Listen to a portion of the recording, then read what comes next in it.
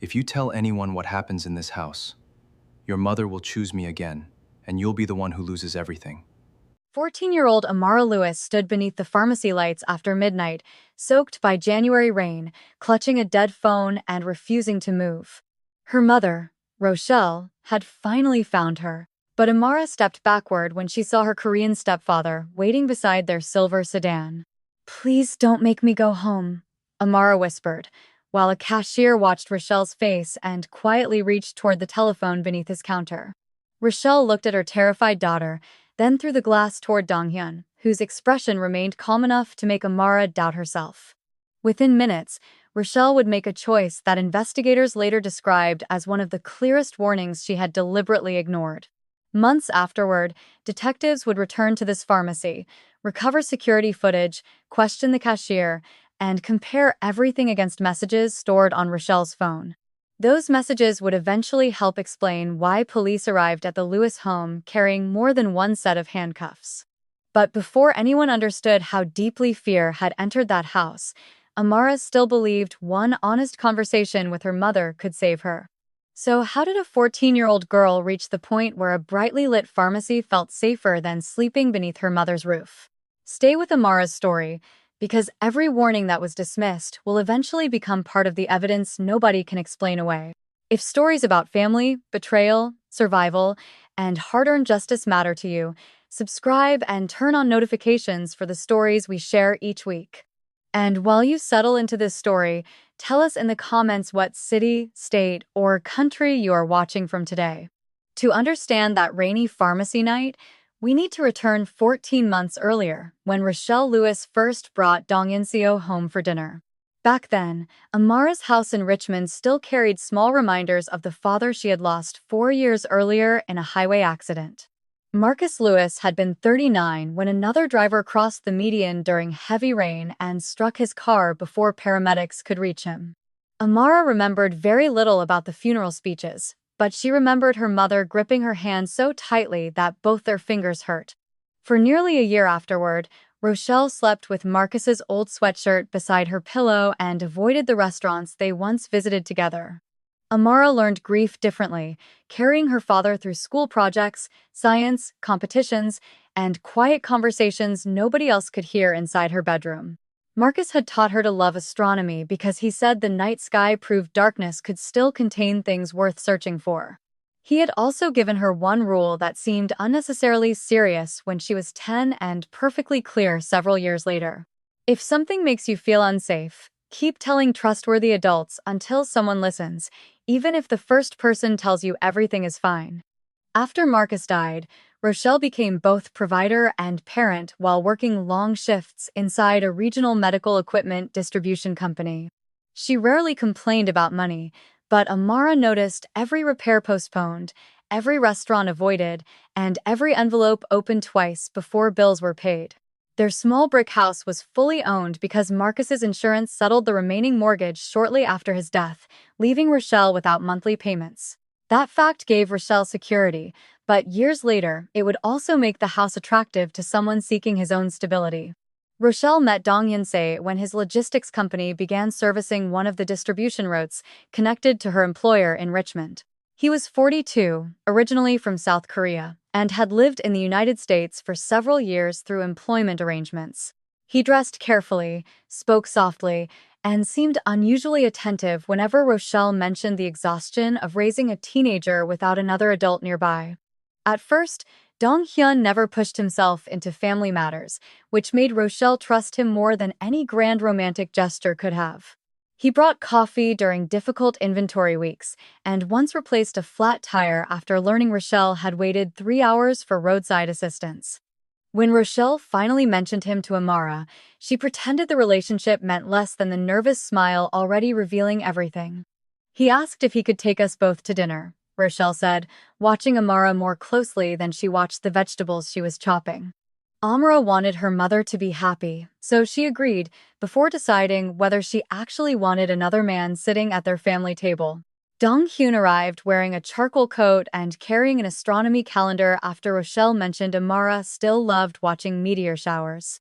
The gift worked because it showed attention without appearing extravagant, and Amara thanked him more warmly than she had expected that evening.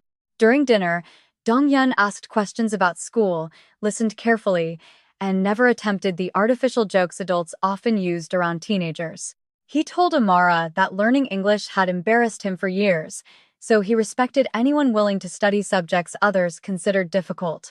When they returned home, Rochelle asked whether Amara liked him while trying unsuccessfully to hide how badly she wanted approval.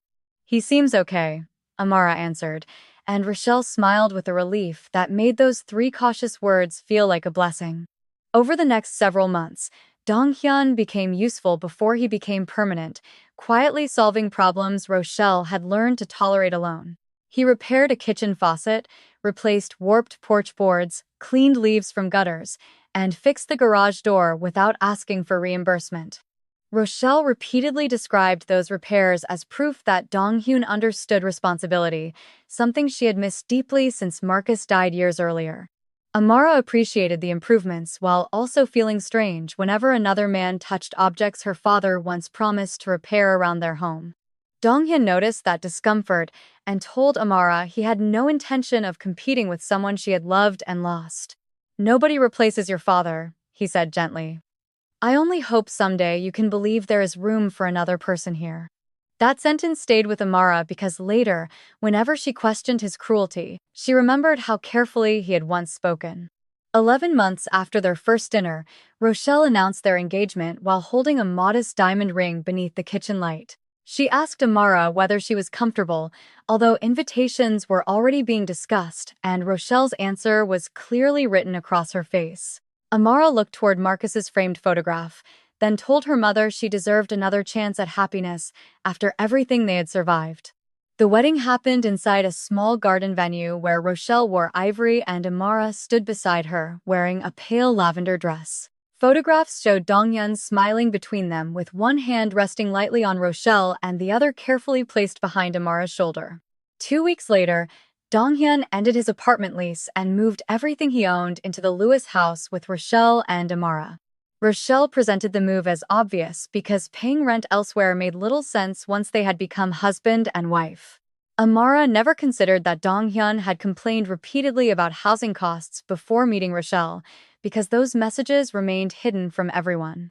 Investigators would eventually discover conversations where Dong-hyun described marriage as helpful for housing stability and long-term immigration security in the United States. Those conversations did not prove what he later did, but they revealed his early romance had never been motivated entirely by affection. At 14, Amara knew none of that and judged him only by the man sharing breakfast at their kitchen table. The first changes were small enough to seem reasonable, beginning with Dong-hyun questioning why Amara needed her bedroom door closed while studying. He told Rochelle teenagers often hid dangerous online conversations, and responsible parents should understand what happened behind closed doors inside their own homes. Rochelle initially laughed because Marcus had always trusted Amara, but Dong-hyun returned to the subject whenever another parenting story appeared online. Within several weeks, Rochelle required Amara to keep her bedroom door open unless she was changing clothes, sleeping, or needed brief privacy. Amara disliked the rule but accepted it because resisting seemed like proving Dong-hyun's warnings about teenage secrecy were somehow correct. Then he wanted access to her telephone, arguing that parents deserved passwords until their children became legal adults and could make independent choices. Rochelle hesitated again, but Dong-hyun asked why an innocent teenager would need privacy from people who claimed they only wanted to protect her. The question made privacy sound suspicious, so Rochelle eventually asked Amara for the passcode Marcus once promised would remain hers. Dong-hyun began checking her messages when Rochelle worked late, reading conversations with classmates and questioning anything he considered disrespectful or suspicious. One Friday evening, he found a message where Amara told her best friend Tiana that the new rules felt suffocating. Dong-hyun placed the phone on the kitchen counter and waited until Amara came downstairs before asking whether she considered him controlling. Amara realized immediately he had been reading something never intended for him and reached across the counter for her phone. He moved it away before her fingers touched it, wearing the same polite expression he used whenever Rochelle was nearby. "My father bought that phone for me," Amara said. because anger found the one sentence guaranteed to reach something hidden inside him. Dong-hyun's expression changed briefly, losing its patience before returning to the calm face Amara had known since their first dinner. "Your father is dead," he answered. "I am the man responsible for this house now, whether you are ready to accept that." Amara stared at him because nobody had spoken about Marcus that way beneath the roof he had worked years to provide. When Rochelle returned, Dong-hyun reported Amara's disrespect but conveniently omitted his own cruel comment about her father being dead years earlier. Rochelle confiscated the phone for 3 days and reminded Amara that adjusting to a new family required compromise from everyone. "You need to give him a chance," Rochelle said. "He is trying harder with you than you are willing to recognize."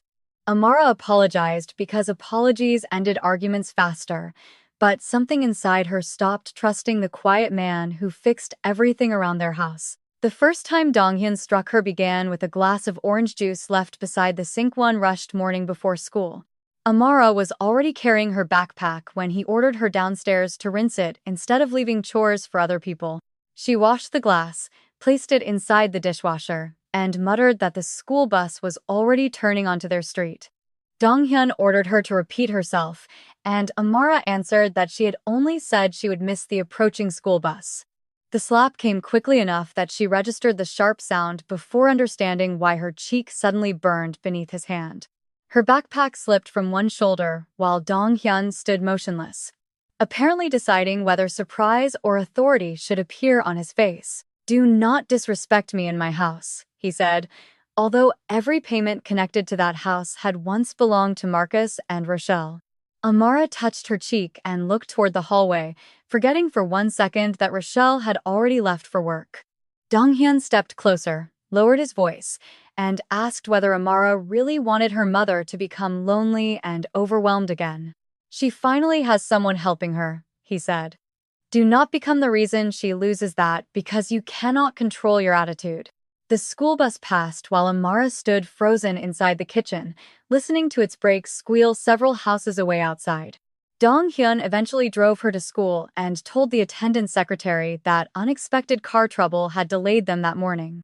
Before Amara opened the passenger door, he repeated the message that would later become one of the most important patterns investigators recognized. "Do not make your mother choose between the husband who supports her and the daughter who keeps creating problems inside this family." That afternoon, Tiana noticed the redness along Amara's cheek and asked whether someone had hit her before she arrived at school. Amara said she had walked into an open cabinet, then hated how easily the frightened lie left her mouth in front of Tiana. That evening, she waited until Rochelle finished showering before standing inside her mother's bedroom doorway and forcing herself to speak. "Dong-hyun hit me this morning," she said, keeping her voice level because crying somehow felt like weakening the truth she needed Rochelle to hear. Rochelle stopped moisturizing her hands and looked at Amara through the mirror before asking what had happened immediately before Dong-hyun struck her. Amara explained the glass, the bus, the argument, the slap, and Dong-hyun's warning about making Rochelle choose between them that morning. Rochelle listened until Dong-hyun appeared behind them, asking why both women suddenly looked like someone important had died inside the house. Instead of asking him to leave, Rochelle immediately told Dong-hyun exactly what Amara had just disclosed in confidence moments earlier. Amara felt exposed before Dong-hyun even answered, because she had believed speaking privately meant her mother would protect the conversation. Dong-hyun looked wounded rather than defensive and claimed he had only tapped Amara after she cursed at him during the argument. "I did not curse," Amara said, turning toward Rochelle while Dong-hyun slowly shook his head beside the bedroom door behind them. He described her behavior as increasingly hostile since the wedding and suggested unresolved grief about Marcus was driving the conflict. Rochelle told Dong-hyun he could never strike Amara again, and for several seconds relief loosened the tightness beneath Amara's ribs. Then Rochelle turned toward her daughter and added that Amara also needed to stop deliberately provoking Dong-hyun whenever they disagreed. That single sentence taught Amara the painful difference between being heard by her mother and actually being believed by her. Dong-hyun apologized, hugged Rochelle, and promised the mistake would never happen again if everyone showed one another basic respect inside the family. Later that night, Amara heard them laughing downstairs while she lay awake wondering whether telling the truth had improved anything. The violence became quieter afterward, arriving through squeezed arms, blocked doorways, grabbed wrists, and threats carefully delivered whenever Rochelle was absent. Dong-hyun rarely left marks where strangers could easily notice them, though Amara did not yet understand that this caution was deliberate. When Rochelle's car scraped against the uneven driveway after work, Dong-hyun instantly released Amara or lowered whatever voice he had been using. Amara began recognizing the sound as a warning that the version of Dong-hyun her mother loved was about to return. During dinner, he would ask about homework and refill Rochelle's water, while Amara stared at him silently across the table. His kindness no longer reassured her because she had learned kindness could function as camouflage rather than evidence of character. The first frightening boundary violation happened on an ordinary Tuesday evening while Rochelle worked overtime preparing quarterly inventory reports at her office. Amara was solving algebra problems when Dong-hyun came behind her chair and placed both hands on her shoulders without warning. She stiffened immediately and told him to stop, but he laughed and said she needed to learn how to relax. Amara stood quickly, knocking a pencil onto the floor, and moved to the opposite side of the dining table away from him. Dong-hyun smiled as though she had misunderstood an innocent gesture and asked why everything had to become dramatic around her. After that evening, he began finding reasons to enter rooms when Amara was alone, even when nothing inside required his attention. He commented on clothing, stood unnecessarily close, and ignored her requests for space whenever Rochelle could not witness the interaction. Once, Dong-hyun opened Amara's bedroom door while she was changing and remained there long enough for her frightened shout to become anger. He later told Rochelle the door had been unlocked, the entry was accidental, and Amara had exaggerated the entire moment. Rochelle responded by reminding everyone to knock, then privately asked Amara why she kept interpreting mistakes in the worst possible way. Amara started changing inside the bathroom, with the door locked and wearing oversized sweatshirts around the house, even when rooms felt warm. She stopped sleeping deeply because unconsciousness suddenly felt like surrendering the little control she still possessed inside her own bedroom. At night, she placed a wooden desk chair beneath her bedroom doorknob and removed it before Rochelle woke each morning. The first time Rochelle noticed scratches near the floor, Amara claimed the chair kept sliding while she studied late at night. Dong-hyun offered to repair the door, and Amara immediately said the problem had already stopped and did not need attention. At school, Tiana noticed that Amara no longer stayed for science club despite having loved the program since 7th grade. "You never come over anymore," Tiana said one afternoon while they waited beside the lockers after their final class ended. "My mother wants me home," Amara answered, although the truth was almost exactly opposite whenever Rochelle worked late at night. Tiana asked whether Dong-hyun was still giving her trouble, and Amara looked toward nearby students before saying everything was fine. She had already learned that telling the truth created consequences she could not control, while silence at least delayed them. In November, Rochelle attended a 3-day training conference outside Richmond, leaving Amara alone inside the house with Dong-hyun for the weekend. Amara asked to stay with Tiana, but Rochelle said refusing family time would only deepen whatever resentment existed between them. That first evening, Dong-hyun ignored another clear request for personal space and continued behavior Amara had repeatedly told him made her afraid. Nothing needed to be described graphically for Amara to understand that the problem was no misunderstanding or harmless cultural difference. She locked herself inside the upstairs bathroom and sat beside the bathtub while Dong-hyun spoke through the closed door outside. "You make normal things dirty because you want your mother to think I am some kind of monster who cannot be trusted." Amara held her phone with shaking hands, staring at Rochelle's contact while Dong-hyun's footsteps moved away slowly through the hallway. When Rochelle answered from the hotel lobby, Amara struggled through several attempts before finally saying she did not feel safe alone with him. Rochelle became quieter and asked whether Dong-hyun had actually hurt her or merely made another gesture. Amara personally disliked that evening. "He keeps touching me after I tell him to stop," Amara answered, choosing words carefully because saying more felt impossible. Rochelle asked what kind of touching she meant, but Amara could only describe unwanted contact, invading privacy, and repeated refusal to respect boundaries. "Mom, I am scared," she said, while hearing Dong Hyun walk across the bedroom outside the locked bathroom door only feet away. Rochelle told Amara that physical affection could feel different between families and cultures, although nothing Amara described required a cultural explanation. Then Rochelle warned her daughter that serious accusations could destroy someone's career, reputation, and ability to remain in the country. "I am not trying to destroy him," Amara said. "I am trying to tell you what happens when you are gone." Rochelle promised to speak with Donghyun and instructed Amara to remain upstairs until everyone had calmed down and stopped arguing.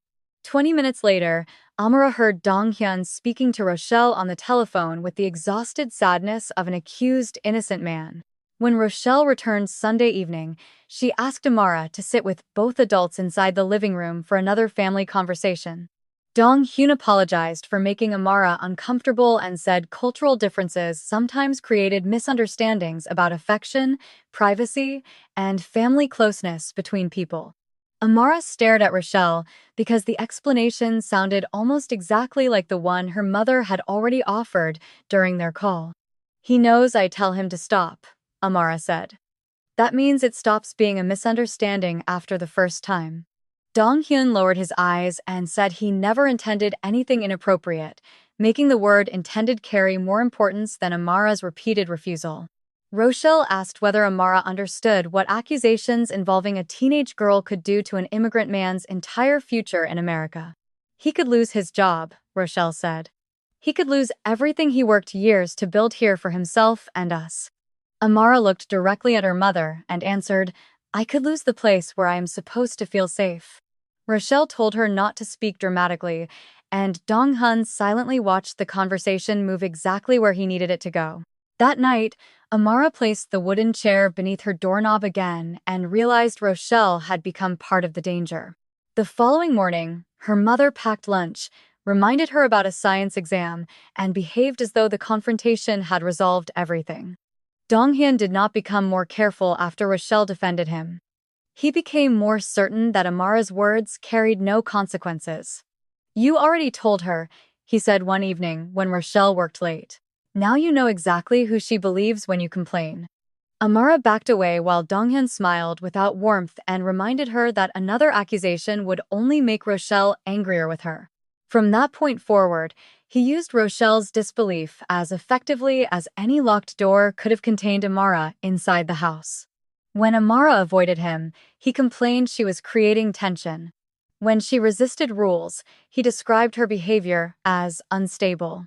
Rochelle responded by removing the lock from Amara's bedroom door because she said nobody should barricade themselves inside a healthy family. Donghyun carried the old hardware downstairs, while Amara watched from the hallway, understanding the symbolism better than either adult admitted. That night, the wooden chair became the only lock Amara controlled and the only barrier she trusted while trying to sleep. December brought cold rain, early darkness, and Amara's first significant decline in grades since she had entered elementary school years earlier. Her science teacher, Mrs. Evelyn Price, returned a test marked 73% and noticed Amara fold it without reacting at all. 3 months earlier, Amara would have stayed after class to challenge every lost point she believed was unfair on the test. Now she placed the paper inside her backpack and stared at the classroom clock until the final dismissal bell sounded. Mrs. Price asked whether everything was all right, and Amara answered yes quickly enough to make the single word sound suspicious. The teacher did not press that afternoon, but she began noticing patterns instead of waiting for a perfect confession from Amara. Amara arrived exhausted, startled whenever someone approached unexpectedly, and became visibly tense whenever dismissal announcements mentioned changes to parent pickup procedures. Mrs. Price shared those concerns with school counselor Evelyn Price's colleague, Rachel Monroe, who reviewed attendance records and several unexplained tardies. Nothing independently proved abuse, but several small observations were beginning to point toward the same invisible problem inside Amara's home. Tiana saw something more physical during gym when Amara changed shirts while facing her locker and keeping one arm hidden. Dark bruising circled part of her upper arm where Dong-hyun had grabbed her during an argument only 2 nights earlier. "What happened there?" Tiana asked, lowering her voice while other students talked loudly across the crowded locker room around them. Amara pulled her sleeve down and claimed she had bumped into furniture while carrying laundry through the house the previous evening. Tiana asked which piece of furniture, and Amara could not invent a believable answer quickly enough to satisfy her friend. "Is somebody hurting you?" Tiana whispered, looking directly at her friend instead of pretending the frightening question was merely casual. "No," Amara answered immediately, and both girls heard how frightened the single word sounded inside the noisy locker room around them. Tiana told her she could stay at their house anytime, though neither girl understood how complicated removing a minor from home could become. Amara almost cried from gratitude, but said Rochelle would never allow her to sleep somewhere else overnight without Rochelle's permission. Christmas briefly restored pieces of the family they had been before Dongyun, because Rochelle decorated the porch and played Marcus's favorite holiday music. For several hours, Amara watched her mother laugh while baking sweet potato pies and remembered why losing Rochelle emotionally hurt so much. Then Dong-hyun returned from work and criticized the electric bill, the decorations, and the amount Rochelle had spent on gifts. Rochelle apologized repeatedly, and Amara noticed something she had previously been too frightened and confused to understand clearly before then.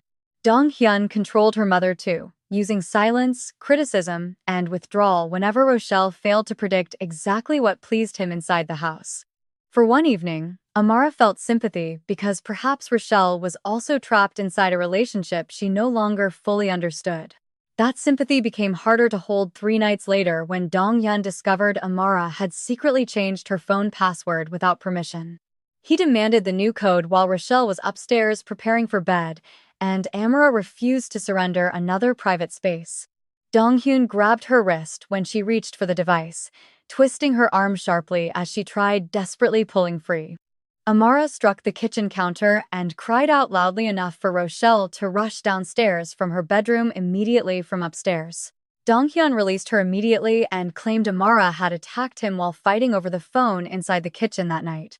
Amara pulled back her sleeve and showed Rochelle the red marks already forming around her wrist beneath the kitchen light. "Look at me," Amara said, because visible evidence seemed impossible for her mother to dismiss again after so many warnings. Rochelle stared directly at the injury for several seconds, while Dong-hyun explained that Amara had become uncontrollable during the argument. "I was trying to get away from him," Amara said. "That is what you are looking at on my wrist right now." Rochelle ordered both of them to stop shouting, then told Amara she could not speak to adults with that level of disrespect. "He did this," Amara repeated, holding her wrist in front of her mother like evidence inside a courtroom nobody else could ignore. "And I said enough," Rochelle answered, sending her upstairs before asking Dong-hyun whether he had been injured during the struggle. Amara heard the question from the staircase and stopped believing her mother simply needed better proof to understand what was happening. 2 weeks later, another serious boundary violation sent Amara running from the house shortly after midnight into the freezing January rain. She left without a coat because distance mattered more than cold once she reached the back door and escaped outside. January rain soaked her sweatshirt before she crossed the second block, and her phone battery fell below 3% during the escape. She considered calling police but imagined officers asking Rochelle whether her accusations were true, then returning her home after another explanation. Instead, Amara called Tiana and said only that she needed somewhere safe to stay until morning without explaining why she was running. Tiana woke her father, who immediately began dressing while asking where Amara was and whether anyone was following her through the neighborhood. Before Tiana and her father could reach the car, Amara's phone began ringing repeatedly with Rochelle's name across the screen. Amara ignored the first call, answered the second, and told her mother she was inside a 24-hour pharmacy near the highway. Rochelle arrived before Tiana's father and entered wearing pajama pants beneath a winter coat, anger already visible beneath her fear. "What were you thinking?" Rochelle demanded, while Amara backed toward the counter and the cashier watched their exchange carefully from nearby. "Please don't make me go home," Amara said, gripping her own sleeves because her hands would not stop shaking beneath the pharmacy lights. Rochelle glanced toward the cashier and lowered her voice, telling Amara they were not discussing private family matters in public. Then Dong-yoon's silver sedan entered the parking lot and stopped directly outside the pharmacy windows where Amara could clearly see him. Amara stepped behind her mother without consciously deciding to move, and the cashier noticed the frightened reaction immediately from behind the counter. "Do you want me to call somebody?" he asked Amara, keeping one hand close to the telephone beneath the counter. Rochelle answered before her daughter could speak, explaining they had experienced a family argument and everything was completely under control now. Amara looked at the cashier and nearly told a stranger everything her own mother had repeatedly refused to hear from her. Instead, Amara whispered one final request while Rochelle reached for her arm and prepared to lead her toward the door. "Please, Mom. Please do not take me back there with him tonight. I am scared, and I need you to believe me." Rochelle told her she was embarrassing everyone again and guided her toward the door, while the cashier memorized their license plate. That was the pharmacy night from the beginning, and it answered the first question only to create something far more troubling. Amara had now begged for protection in front of a witness, yet Rochelle still placed her inside Dong-hyun's car and took her home. At home, Rochelle made Dong-hyun sleep downstairs and finally asked Amara to describe everything without him inside the room listening. Amara spoke slowly, avoiding explicit detail while explaining that Dong-hyun repeatedly crossed physical boundaries after she clearly told him to stop. Rochelle cried while listening, and for several minutes Amara believed those tears meant belief had finally arrived between mother and daughter. Then her mother asked whether she was absolutely certain she had not misunderstood Dong-hyun's intentions during any of those moments. Amara stopped crying because the question felt colder than any accusation Dong-hyun had ever made against her before that night. "I told him no," she answered. "How many times do I have to say no before his intentions stop mattering?" Rochelle looked toward the hallway and said, Dong-hyun believed Amara wanted him gone because she still desperately wanted Marcus back. "Do you believe him?" Amara asked, and Rochelle's silence answered before any reassuring words could possibly arrive between mother and daughter. By afternoon, Dong-hyun had returned to Rochelle's bedroom and the family was supposedly beginning another period of reconciliation inside the house. Rochelle texted her sister Carla that Amara kept making disturbing accusations because she had never emotionally accepted Marcus's death years earlier. Carla responded by asking whether Rochelle was certain nothing serious had actually happened between Dong-hyun and Amara inside the house. "I know my husband," Rochelle wrote, creating a message investigators would later read repeatedly while reconstructing the family's timeline months later. More damaging messages appeared between Rochelle and Dong-hyun after that conversation, each showing she understood more than she later admitted. "She says you touched her again," Rochelle wrote. "You need to promise me this stops completely from this moment forward." Dong-hyun answered that Amara twisted innocent behavior because she wanted to destroy their marriage and force him from the house. Rochelle replied, "I cannot have her telling people outside this family that you are doing these things to her anymore." That sentence would eventually transform Rochelle from a grieving mother manipulated by her husband into someone prosecutors believed had knowingly concealed danger. Amara knew nothing about those messages while January became a month organized entirely around avoiding Dong-hyun whenever Rochelle was absent. She showered before sunrise, stayed at school until staff locked classrooms, and remained near Rochelle whenever everyone occupied the house together. Whenever Rochelle worked late, Amara invented reasons to study at the library or visit Tiana before returning home after dark. The strategy collapsed on a Monday holiday when school closed while Rochelle's office remained open for normal business hours that Monday. Amara asked to spend the day with Tiana, but Rochelle refused because Dong-hyun would already be home with her all day. "That is why I am asking," Amara said, finally refusing to disguise the real reason behind her request to leave. Rochelle told her she could not keep punishing Dong-hyun forever because of accusations nobody else had personally witnessed inside the house. At 9 that morning, Rochelle left for work while Amara stood inside the kitchen watching her car disappear down the street. 17 minutes later, Amara put schoolbooks inside her backpack and quietly walked through the back door into the quiet neighborhood outside. She did not wait for Dong-hyun to threaten her because remaining alone with him already felt dangerous enough by itself. Dong-hyun followed by car and found her walking toward the public library several blocks away from their house that morning. He lowered the passenger window and ordered her inside, but Amara continued walking without responding or turning toward his car. When he stopped beside the curb, Amara entered the library because security cameras and strangers made the building feel temporarily protective. Dong-hyun could not drag her outside without creating witnesses, so he drove away after warning she would regret humiliating him. For 4 hours, Amara sat near the reference desk, without removing her backpack or touching the books arranged around her. A librarian eventually asked whether she was waiting for somebody, and Amara answered that her mother would come later that afternoon. She texted Rochelle from the library before the battery died, leaving another written record nobody could later reinterpret or deny. "I left because I will not stay alone with him. I am scared when you are not there to protect me." Rochelle responded 11 minutes later. "We will discuss your behavior tonight, and you will apologize for humiliating your stepfather in public." Amara saved a screenshot before Rochelle confiscated the phone that evening, preserving the exchange without realizing its future importance to investigators. The next morning, Dong-hyun kept her backpack locked inside his car as punishment, leaving Amara unable to submit 2 assignments. Mrs. Price asked her to remain after science class, and Amara expected another uncomfortable discussion about her rapidly declining grades. Instead, the teacher sat several feet away and told Amara she did not need perfect words to answer one important question. "Are you afraid to go home today?" Mrs. Price asked, keeping her voice calm, gentle, and completely direct with Amara. Amara stared at the classroom floor while her fingers tightened around the edge of the desk and her breathing changed.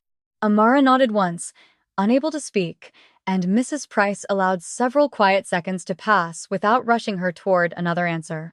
Mrs. Price kept her voice steady and asked whether the person causing that fear was someone who currently lived inside Amara's home.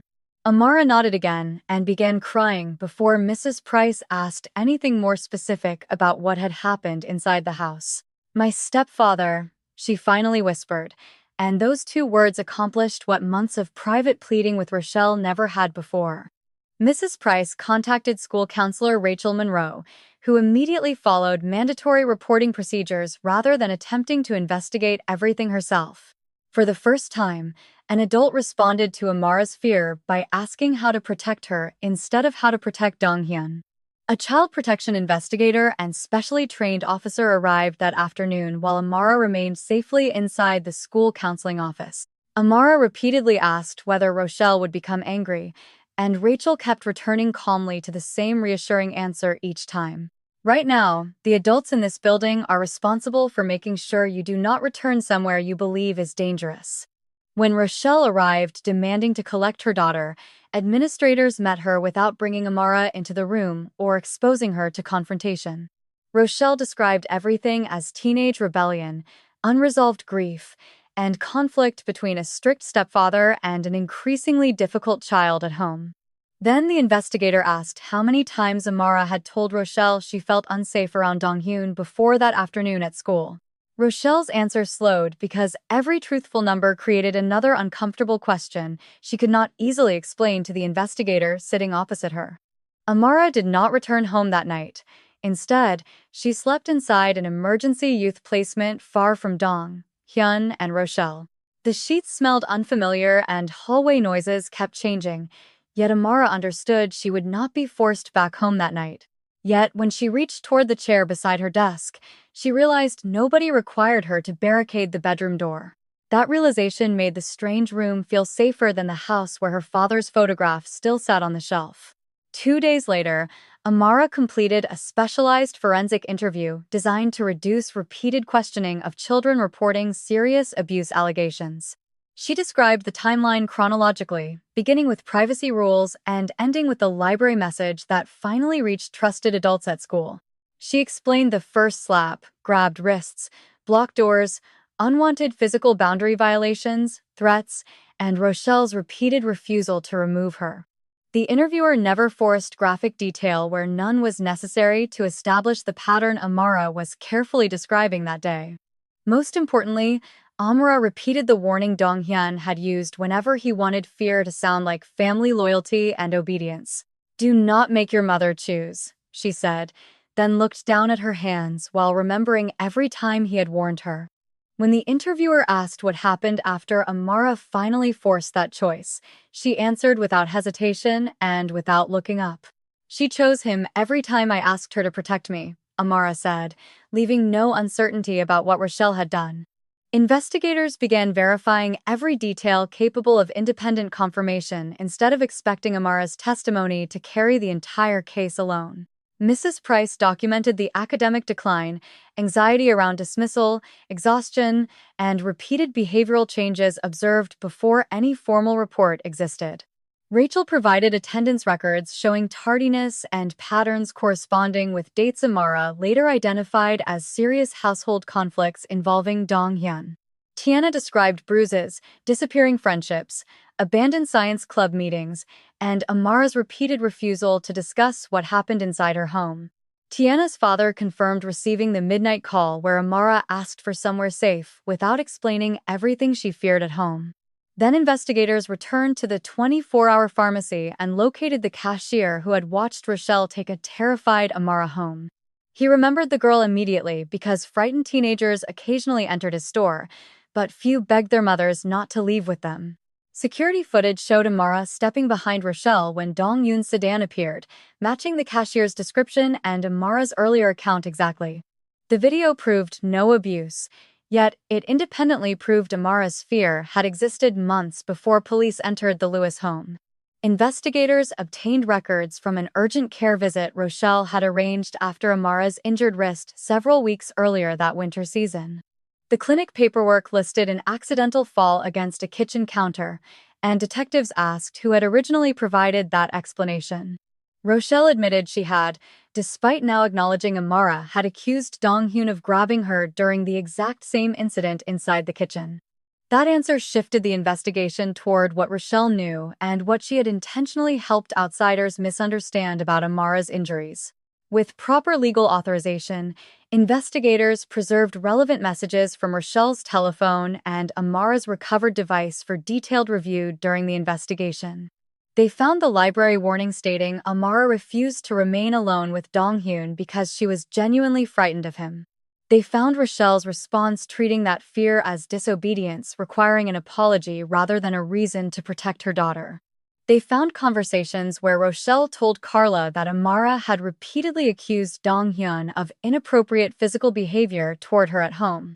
Then investigators found the message that changed how prosecutors understood Rochelle's role inside the household and Amara's continued exposure to Dong-hyun. "I cannot have her telling people outside this family that you are doing these things to her anymore," Rochelle had written. Detective Monica Hale printed the sentence and placed it beside Rochelle's earlier claim that she never believed anything serious might be happening. Investigators also reviewed Dong-hyun's older communications and legally relevant financial records connected directly to his relationship and marriage with Rochelle. Several messages showed him complaining about expensive rent shortly before meeting her and discussing how marriage could improve long-term stability. One acquaintance warned him not to marry simply because Rochelle owned a house and could help simplify his uncertain future. Dong-hyun answered that paying rent elsewhere made no sense when he could build a family and secure long-term stability simultaneously. Those messages did not cause the abuse, and investigators never treated nationality or immigration status as explanations for his behavior. They simply exposed another layer of manipulation beneath the devoted husband Rochelle had repeatedly defended against her frightened daughter inside their home. A search warrant was executed at the Lewis home early Thursday morning while Amara remained safely at the youth placement. Dong-hyun opened the front door wearing sweatpants and demanded to know why uniformed officers were standing across his front porch. Rochelle appeared behind him, immediately asking whether something serious had happened to Amara since she last saw her at school. Officers separated Rochelle and Dong-hyun before searching rooms Amara had described carefully during her earlier forensic interview. At the center, they photographed her bedroom, including the missing lock and scratches created by the wooden chair repeatedly braced against the door. Inside a downstairs drawer, investigators found the removed lock hardware exactly where Amara said Dong-hyun had placed it weeks earlier. Those ordinary household objects became powerful evidence because Amara had described them before investigators ever entered the Lewis home that morning. Police arrested Dong-hyun on allegations involving physical abuse, child endangerment, and unlawful, inappropriate conduct toward a minor inside his household. He demanded an attorney, accused Amara of destroying his marriage, and insisted every injury resulted from discipline, accidents, or teenage defiance. Rochelle repeatedly asked officers whether she could follow him to the station because she still believed she remained merely a witness. Detective Hale told Rochelle that investigators needed another interview before anyone could discuss what would happen to her husband next. Inside the station, Rochelle sat across from printed messages she had never imagined strangers, detectives, or prosecutors would eventually read.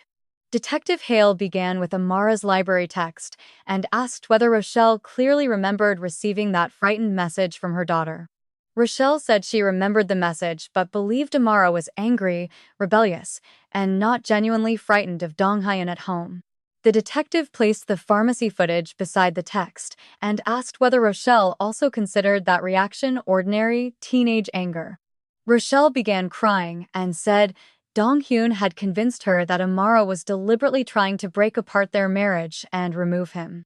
Detective Hale acknowledged manipulation could explain confusion once, but she continued placing warning after warning across the interview table between them. Detective Hale placed the bruised wrist, midnight escape, bathroom call, repeated accusations, and pharmacy plea together as one unmistakable pattern. The evidence showed Rochelle had received warning after warning long before authorities removed Amara from the Lewis home and placed her somewhere safe. Each warning came through a different moment, yet all pointed toward the same fear Amara had repeatedly described to her mother. Rochelle could argue about individual details, but the repeated pattern made complete ignorance increasingly difficult for investigators to accept as credible. Most importantly, Amara had explicitly asked not to return home, and Rochelle had personally taken her back there with Dong-hyun anyway. Then Hale placed Rochelle's own message about preventing Amara from telling outsiders beside every other warning spread across the table. "You were not only deciding whether you believed her," the detective said. "You were trying to control who else could hear her." Rochelle covered her face and said she had been trying to protect her family from something she did not fully understand. Detective Hale asked which family member Rochelle believed she was protecting when she sent Amara back into the house with Dong-hyun. Rochelle lowered her hands but offered no answer, leaving the silence to communicate what her explanations could no longer conceal. Prosecutors reviewed the accumulating evidence under Virginia child protection laws and approved charges involving child neglect, endangerment, and failure to protect. Rochelle was arrested that afternoon, hours after watching officers place the husband she defended inside another police vehicle at the station. She initially claimed authorities were punishing her simply because she had believed her husband over a difficult and grieving teenager. Detective Hale corrected the accusation without raising her voice, then returned Rochelle's attention to the documented warnings investigators had collected. "You are here because your daughter repeatedly described danger, and the evidence shows you knowingly returned her to it despite those warnings." For the first time since their wedding, Rochelle and Dong-hyun occupied separate holding areas where neither could influence what the other told investigators. Rachel Monroe informed Amara about Rochelle's arrest inside a quiet counseling room at the youth center later that difficult day. Amara stared at the carpet for nearly a minute before asking the question every frightened child in her position eventually asks. "Is she there because of me?" Amara asked, immediately turning her mother's arrest into another burden she believed she had caused. Rachel answered that adults were responsible for their own actions and legal consequences, regardless of who finally reported what happened. Amara understood Rachel's words intellectually while still feeling responsible for the collapse of the only family she had remaining after Marcus. She felt relieved Dong-hyun could not reach her, and devastated that Rochelle, the mother she still loved, was behind bars. Justice had sounded cleaner in Amara's imagination, like a single decision separating dangerous people from the child they had harmed. In reality, safety arrived carrying grief, anger, guilt, and questions. Amara would need years of support to understand fully over time. For several weeks, Amara asked whether Rochelle had called, sometimes hoping the answer was yes and sometimes dreading exactly that. A court order limited direct contact, while investigators reviewed Rochelle's role and determined what future communication, if any, might be safe. Carla offered to take Amara immediately, but Child Services recommended temporary distance from the family conflict while the investigation remained active. Amara entered a specialized foster placement connected to a nonprofit youth support program, serving teenagers affected by serious family violence. Her new room contained a narrow bed, a wooden desk, 2 bookshelves, and a window overlooking a small community garden. The first night, Amara automatically moved the wooden desk chair toward the bedroom door before remembering where she was living now. She stopped halfway across the carpet when she remembered nobody in the building controlled whether her bedroom door stayed open. For several seconds, she stood gripping the chair and listening to a silence that no longer required constant fearful interpretation. Then Amara returned the chair to the desk, choosing for the first time to trust a bedroom door without barricading it. Recovery began with moments that small, ordinary decisions that would have looked meaningless to anyone who had not lived through her fear.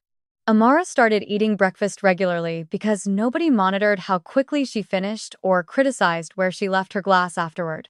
She stopped checking every silver sedan outside school once staff confirmed Donghyun remained in custody and could not approach her.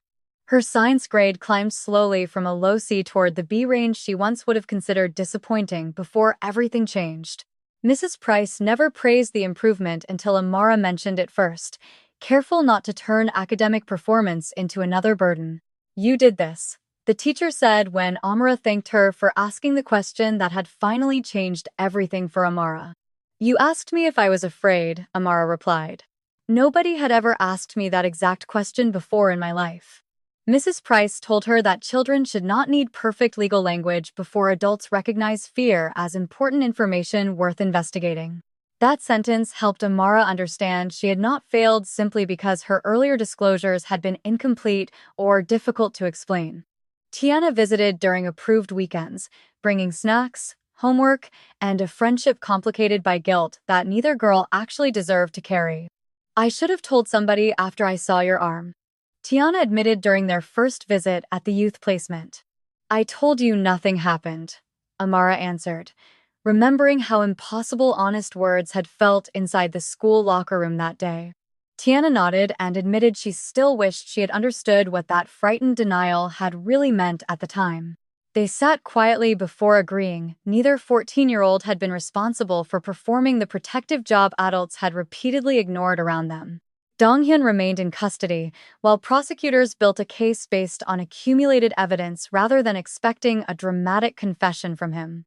His attorney challenged memory differences and argued that ordinary household discipline had been misinterpreted through escalating conflict inside the family. But the central timeline remained remarkably stable because Amara had described the same fears before police or prosecutors ever became involved.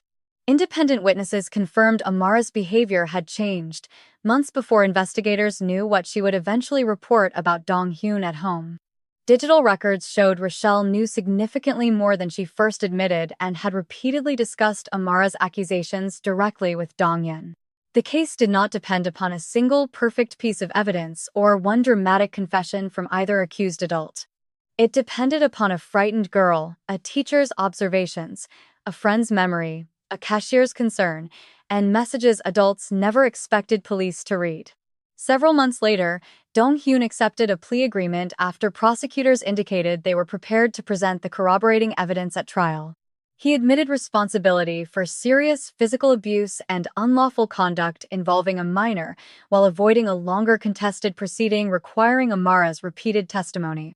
The court imposed a substantial prison sentence and restrictions preventing Donghyun from having future unsupervised access to children after release. His immigration consequences were handled separately through the appropriate legal system and never presented as the punishment for his crimes. The punishment came from what he had chosen to do inside a home where a child should have been protected. Rochelle's case followed a different path because her defense centered on manipulation, denial, and the psychological pressure Donghyun used throughout their marriage. Prosecutors acknowledged Donghyun had manipulated Rochelle, but they returned repeatedly to the warnings she had personally witnessed and repeatedly dismissed. Manipulation might explain one mistake, but it could not erase the long sequence of warnings Rochelle repeatedly chose to ignore. It could not erase the bruised wrist, midnight escape, library message, pharmacy plea, and repeated disclosures made directly by her daughter. Most damagingly, it could not erase Rochelle's written concern about preventing Amara from telling outsiders what she feared was happening. Rochelle eventually entered a plea involving serious child neglect and knowingly failing to protect Amara after repeated credible warnings from her. Her sentence included incarceration, supervision after release, required counseling, and restrictions on future contact unless professionals determined communication served Amara's welfare. The judge addressed Rochelle directly before imposing sentence and explained why parental responsibility could not disappear because of romantic loyalty. Love for an adult partner never removes the legal and moral responsibility to protect a child placed in your care. Amara chose not to attend the hearing because, for once, adults had asked what she wanted instead of deciding automatically. While Rochelle heard her sentence, Amara sat inside science class, measuring chemical reactions beneath bright fluorescent lights with her classmates. That ordinary choice became one of the strongest signs that Amara's life had finally begun belonging to her again after months. Rachel told Amara the result later that afternoon while they sat together inside a private room at the youth center. Amara listened quietly before asking whether Rochelle had said anything about her daughter during the hearing or after the sentencing hearing. Rachel explained that Rochelle had apologized and now acknowledged Amara had been telling the truth from the beginning months earlier. Amara looked through the window toward the community garden, where several younger residents were carefully planting herbs in small rows. She should have believed me when believing me could still protect me, Amara said, keeping her eyes on the garden. Rachel did not soften the sentence because there was nothing unfair, cruel, or dishonest inside what Amara had said about Rochelle. By spring, Amara moved into a longer-term supported placement where therapy, tutoring, healthcare, and school transportation were coordinated through one program. She decorated slowly, beginning with a photograph of Marcus standing beside the telescope he bought during Amara's 7th birthday celebration. Next came a framed constellation map, then photographs with Tiana taken during school events that happened before fear dominated everything. She kept one photograph of Rochelle inside the bottom drawer, rather than displaying it openly or throwing it away completely. Some days Amara looked at the photograph. Other days she left the drawer closed and allowed herself not to decide anything.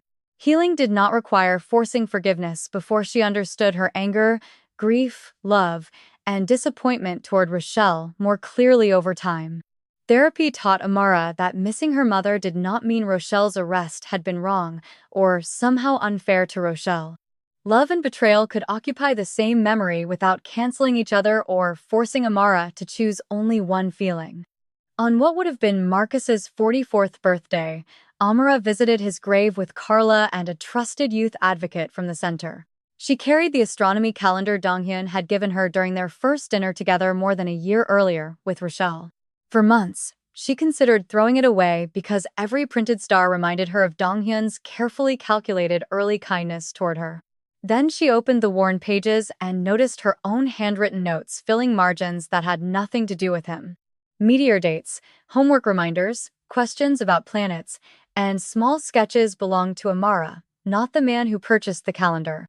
Amara closed the calendar and carried it home, realizing her own curiosity mattered more than the person who originally bought it. Dong-hyun had already taken enough from her life, and she refused to surrender every harmless memory connected to those years. He did not deserve ownership over every object that happened to exist during the years he frightened and hurt her. That summer, Amara entered a science enrichment program for students preparing to begin 10th grade at a nearby high school. At the classroom door, she almost turned around because unfamiliar spaces still activated habits she had developed inside Donghyun's house. She counted exits, noticed door locks, studied the adults, and identified which windows opened before finally choosing a classroom seat. Then another girl asked whether the chair beside Amara was available, interrupting the careful safety scan inside her mind that morning. Amara sat down, and by lunchtime, the two girls were comparing answers from a physics experiment and laughing over mistakes. Nothing frightening happened that day, and nobody demanded explanations, passwords, apologies, or permission for Amara to occupy her own space. Its ordinariness made the day remarkable because ordinary life had once seemed almost impossible inside the house she had escaped months earlier. Amara began collecting ordinary days the way she once collected astronomy facts, quietly noticing each peaceful experience as evidence of recovery. She counted a movie with Tiana, an improved report card, and a therapy session where unexpected laughter interrupted a difficult conversation. She counted afternoons when homework was simply homework, without listening for footsteps or calculating whether another person's mood might suddenly change. She counted counseling sessions where she could laugh, cry, become angry, or remain silent without anyone accusing her of causing trouble. She counted thunderstorms that woke her without making her listen for footsteps moving through a hallway toward her bedroom door. She even counted a school dance she attended for 40 minutes before deciding the music was exhausting and leaving by choice. Each small experience rebuilt Amara's belief that life could contain more than preparation for someone else's anger or unwanted attention. Nearly 1 year after Mrs. Price asked whether Amara feared going home, the youth center invited her to welcome new residents. Nobody asked Amara to become a counselor or retell her own experience merely to inspire other young residents at the center. Staff simply noticed she understood frightened silence better than most teenagers because she remembered exactly what that silence felt like. One November evening, a 13-year-old girl arrived carrying her belongings inside 2 grocery bags and refusing to look at anyone. During orientation, the girl repeatedly watched the hallway instead of listening to explanations about meal schedules, school transportation, and house rules. Later, Amara found her sitting beside the community room window while everyone else watched television across the room together after dinner. Amara recognized the guarded posture immediately and sat several feet away without asking questions or demanding conversation from the girl. For nearly a minute, neither girl spoke, and Amara allowed the silence to remain safe instead of trying to fill it. Then the younger girl whispered, "They are probably going to send me back because nobody believes what I said about home."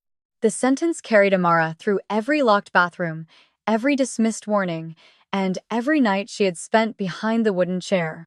She remembered Marcus telling a 10-year-old child to keep speaking until somebody trustworthy finally listened to what she was saying. Amara did not promise the girl everything would become easy, because she knew better than to manufacture comforting but uncertain hope. She did not promise police would solve everything, families would apologize, or fear would disappear according to some convenient schedule. Instead, Amara offered the first thing she herself had desperately needed months before investigators or teachers ever became involved in her case. "Then tell me," Amara said gently. "I will listen, and I will not decide you are lying because the truth is difficult." The girl looked toward her, uncertain whether such a simple promise from another teenager could actually be trusted after everything. Amara remained quiet and waited until the first words finally came, refusing to interrupt the way adults had interrupted her. For almost a year, Amara Lewis had believed survival meant becoming quiet enough to avoid making dangerous adults even angrier. She had believed family required secrecy, love required endurance, and truth only mattered when someone powerful decided it was convenient.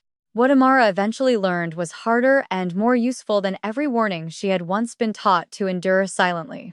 Danger does not become harmless because someone you love refuses to recognize it or finds the truth too painful to accept. A child does not become dishonest because the truth threatens an adult relationship, marriage, reputation, or carefully protected version of family. And protecting a family never means protecting the person who is harming its most vulnerable member while demanding everyone else remain silent.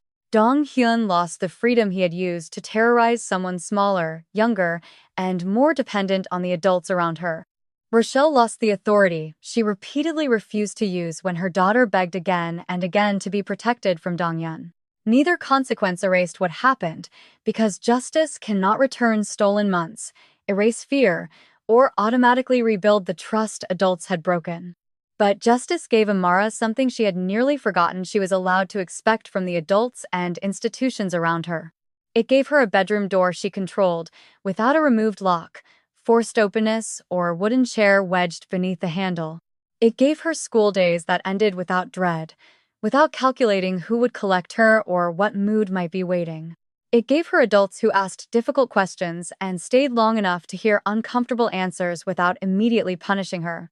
It gave her a future that did not revolve around Dong-Hyun's moods, Rochelle's denial, or constant preparation for another frightening encounter. And eventually, it gave her the confidence to understand that speaking the truth had never been what destroyed her family. The adults who chose violence, concealment, disbelief, and self-protection had created that destruction through their own repeated decisions over many months. Amara had simply survived long enough for the truth to reach people willing to believe her, investigate carefully, and finally act. And once someone finally listened, silence stopped belonging to the people who had demanded it from Amara for so long.